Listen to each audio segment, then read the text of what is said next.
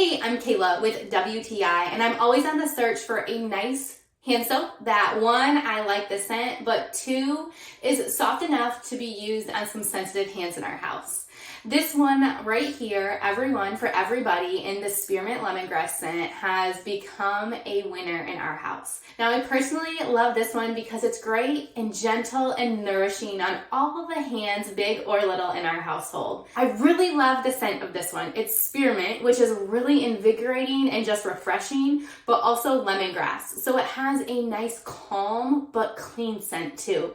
What I love the most is I have a little boy who I often ask, did you wash your hands? And when he brings me his hands, I can clearly smell if he's used this soap or not. Now, the scent stays on your hands just enough after you wash them where you can smell it, you know that they're clean, they feel clean, and they feel nourished. This hand soap also lathers up really easily. You don't really need a lot.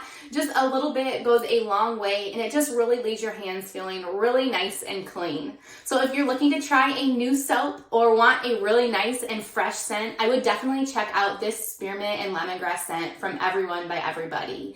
But that's just my point of view.